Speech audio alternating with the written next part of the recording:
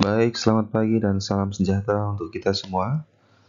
Hari ini kita masuk di materi sekaligus review untuk akuntansi perusahaan dagang.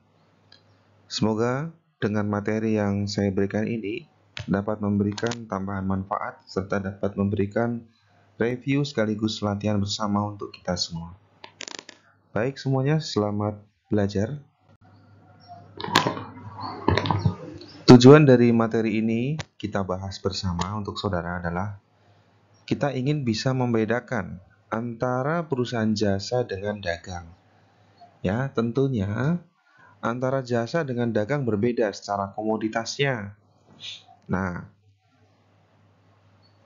jadi tentu saja akan berbeda dari sisi pencatatan. Nah, untuk itu kita nanti akan sedikit mengulas ya, apa dan bagaimana kalau kita ingin mencatat pada perusahaan dagang.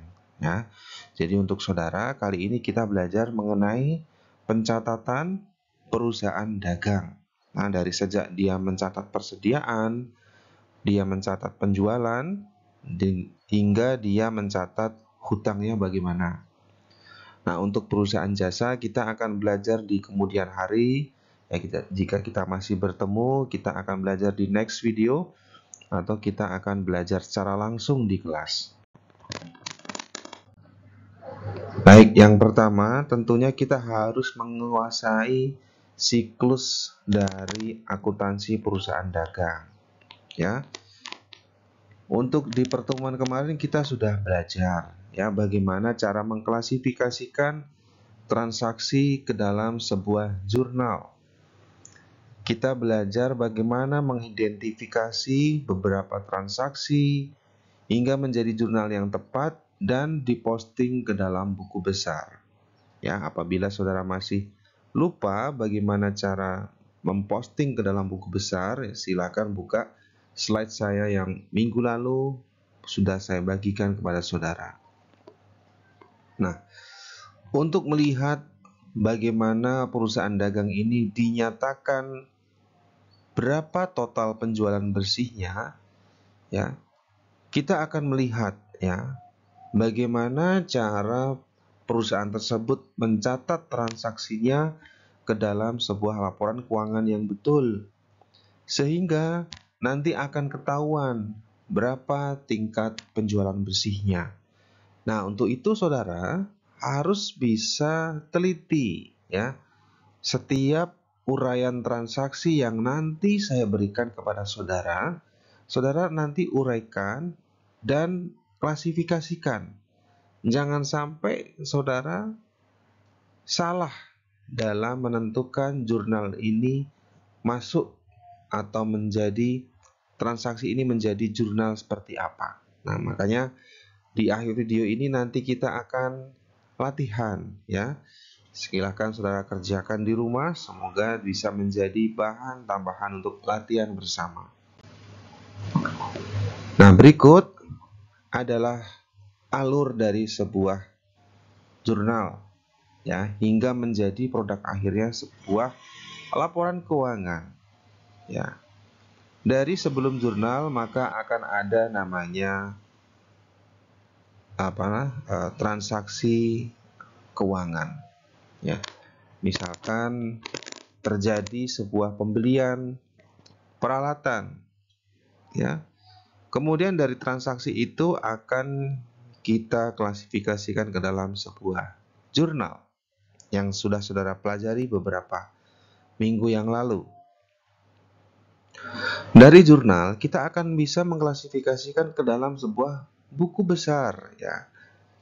Nah, buku besar itu juga akan ada namanya buku besar pembantu. Nah, fungsinya apa? Untuk membantu pencatatan dalam buku besar sehingga untuk setiap transaksi yang ada rincian-rinciannya itu akan terdeteksi atau tercatat dengan rapi. Nah, jadi ada namanya buku besar pembantu.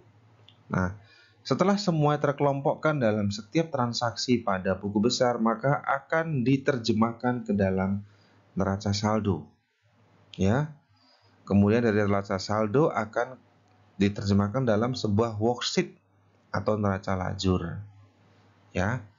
Nah, dalam sebuah worksheet itu nanti akan terdiri dari beberapa laporan, ya, dari sejak neraca saldo setelah disesuaikan, kemudian jurnal penyesuaian, lalu laporan laba rugi, laporan perubahan modal, hingga ke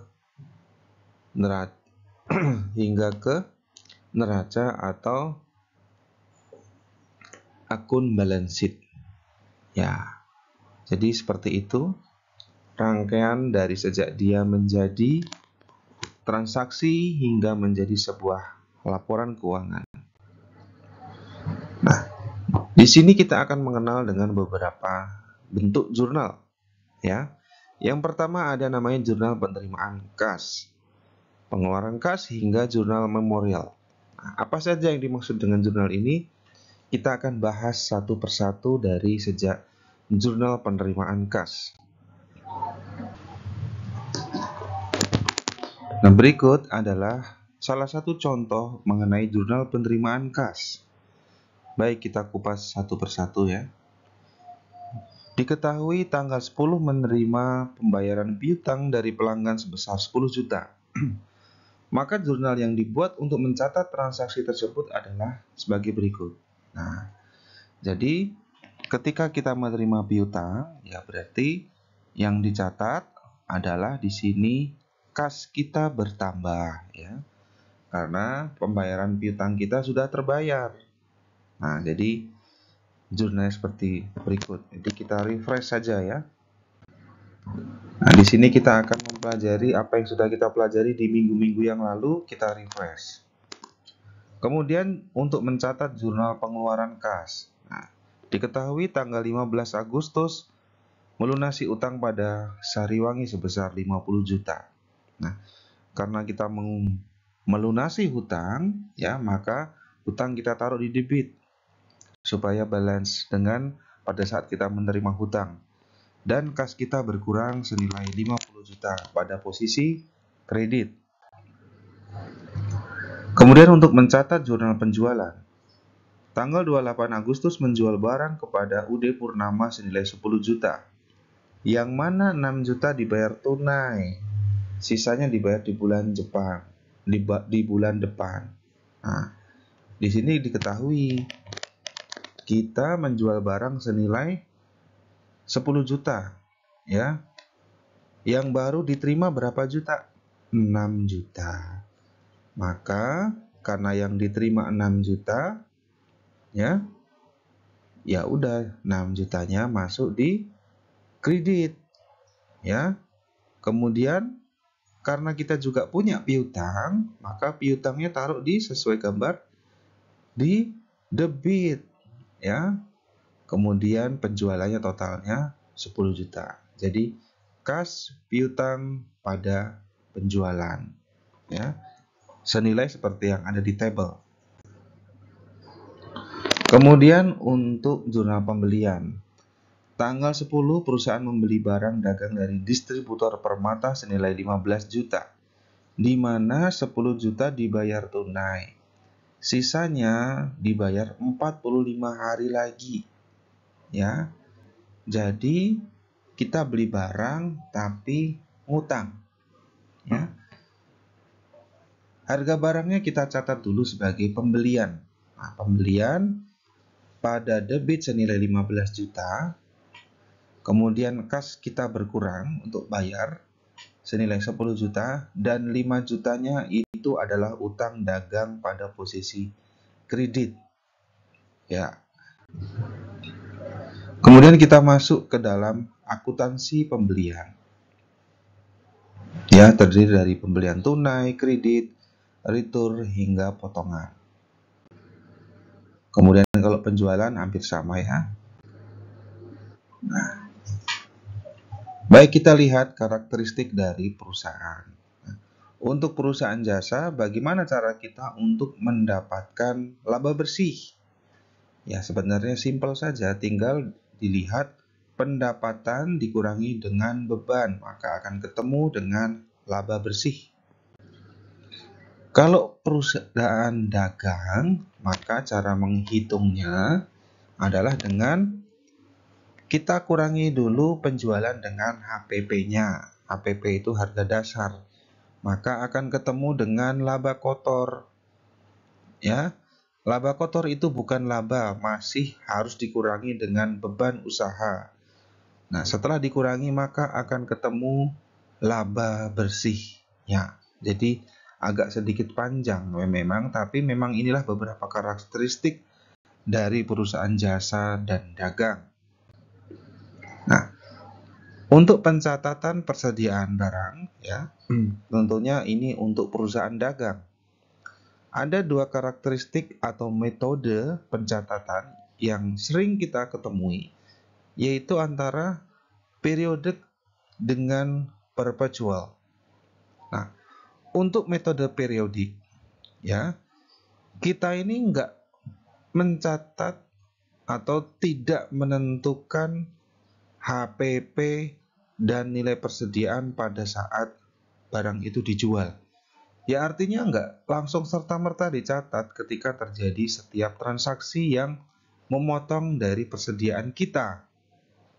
Ya jadi ya tidak dicatat, kita nggak tahu berapa nilai persediaan pada saat ini. Jadi nyatetnya nanti belakangan, baru kita klasifikasikan. Jadi tidak terupdate gitu bahasanya. Kenapa begitu? Ya ini kan kebijakan perusahaan. Jadi memang ini semua optional, tergantung perusahaan lebih nyaman mana dalam menggunakan sistem pencatatannya. Yang kedua kita kenal dengan metode perpetual. Nah, metode perpetual ini kita mencatat setiap terjadi transaksi. Dan kita ngelihat ya berapa perjalanan atau penurunan nilai persediaan dari setiap transaksi yang dilakukan. Nanti kita akan belajar ya cara membedakan antara perpetual dengan periodik. Saya berikan contoh tabelnya nanti. Nah, kita lihat untuk menentukan harga pokok barang pada saat dibeli. Nah, contoh aja ini sebuah ilustrasi. Terjadi pembelian senilai 521.980, ya. Ternyata ada retur dan potongan. Total retur dan potongan itu senilai 11.625. Jadi ini sebuah laporan penjualan atau laporan barang dibeli. Sehingga diketahui pembelian bersih senilai 510.355. Nah, kemudian masih ditambah beban angkut dan ketemu HP beli atau harga pokok barang yang dibeli. Nah, bagaimana cara menentukan harga pokok penjualan? Nah, diketahui persediaan barang dagang 59.700, pembeliannya ya tadi diketahui 521 ya. Retur potongan, kemudian akan ketemu nilai pembelian bersih, kemudian dikurangi beban angkut, maka ketemu HP dibeli. Ya. Jadi diketahui barang dagangan tersedia untuk dijual senilai 587.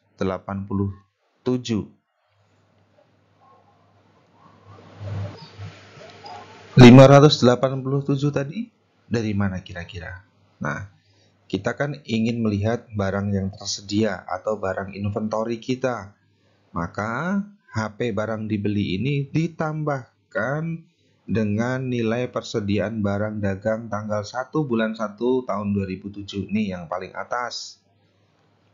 Ya, tanggal 51 nilainya 59.700. Bentar, saya kasih tanda. Nah, ini dia. Ya, saudara, tambahkan dengan ini.